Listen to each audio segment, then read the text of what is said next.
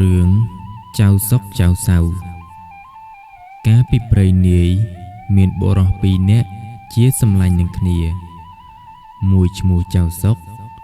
មួយឈ្មោះចៅសៅបានបបួលគ្នានៅវត្តជាមួយគ្នាបួសយូរបន្តិចទៅក៏សឹកមកវិញសឹកមកហើយក៏ជាសម្លាញ់នឹងគ្នាទៀតសន្យានឹងគ្នាថាបើនរណាក្រត្រូវជួយគ្នាហើយបុរសទាំងពីរនាក់ក៏មានប្រពន្ធកូននៅរកស៊ីទីតីពីគ្នាចៅសុករកស៊ីទៅមានទ្រព្យរបស់ច្រើនឯចៅសៅល្ងងខ្លៅក្រលំបាកហើយប្រពន្ធក៏មានសហាយផងចៅសុកដឹងថាប្រពន្ធចៅសៅមានសហាយហើយក្រលំបាកដូច្នោះក៏ទៅសួរចៅសៅទៅដល់ឃើញចៅសៅក្រលំបាកមែនក៏បបួលចៅសៅទៅរកស៊ីហើយនិយាយថាត្រូវឯងតាមពាក្យអញចៅសៅក៏ព្រមតាមពាក្យចៅសុក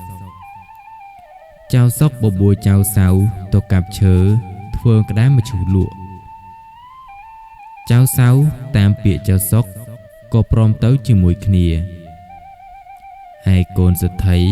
ដែលសហាយនឹងនិមិត្តជាប្រពន្ធចៅសៅឃើញចៅសៅមិននៅផ្ទះក៏ទៅដេកនឹងប្រពន្ធចៅសៅរួចហើយវិលទៅផ្ទះវិញចៅសុកនិងចៅសៅធ្វើក្តាមម្ជូរបានមួយក៏យកមកទុកក្នុងផ្ទះហើយទៅធ្វើក្តាមម្ជូរទៀត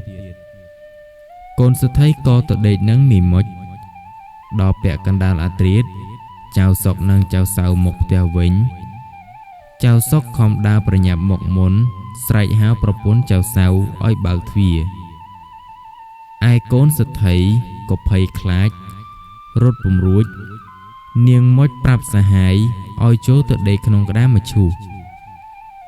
ហើយទៅបើកទ្វារឲ្យចៅសុកចៅសៅចូលទៅក្នុងផ្ទះនាងមុចសួរថាម្ដេចបានជាវិលមកវិញចៅសៅប្រាប់ថាចៅសុកឈឺក្បាលវិលមកវិញឯចៅសៅប្រាប់ទៅនាងមុចឲ្យដាំបាយ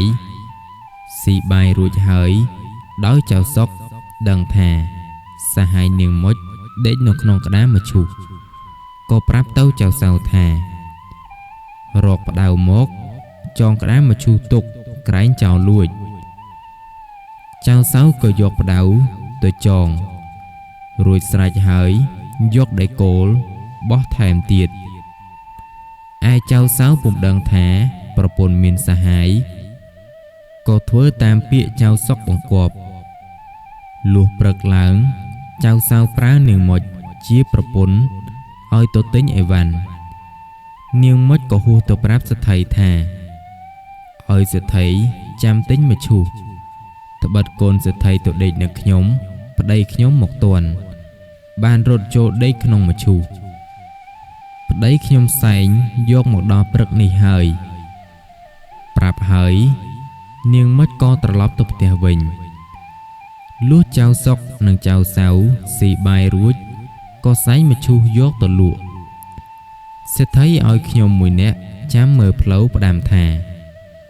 បើឃើញអ្នកណាសែងក្តាមម្ជូរមកដល់ឲ្យរត់ទៅហៅយើងចៅសុកនិងចៅសៅសែងក្តាមម្ជូរមកដល់មុខផ្ទះសេដ្ឋីស្រែកពពាយនាយថាអ្នកណាទិញក្តាមម្ជូរនេះទេសេដ្ឋីឮសួរថាលក់តម្លៃប៉ុន្មានចៅសុកប្រាប់ថាឲ្យចាក់ប្រាក់2ឡើងស្មើនឹងម្ជូរសេដ្ឋីសុំតថ្លៃក៏ចៅសុកមិនព្រមសេដ្ឋីក៏ប្រើឲ្យខ្ញុំកំដរយកប្រាក់មកចាក់ស្មើនឹងម្ជូរហើយចៅសុកនិងចៅសៅយកប្រាក់ទៅចែកគ្នាសេដ្ឋីក៏ម្ជូរយកកូនចេញ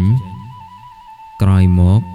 ចៅសៅយកនាងមុចជាប្រពន្ធដូចដែលវិញ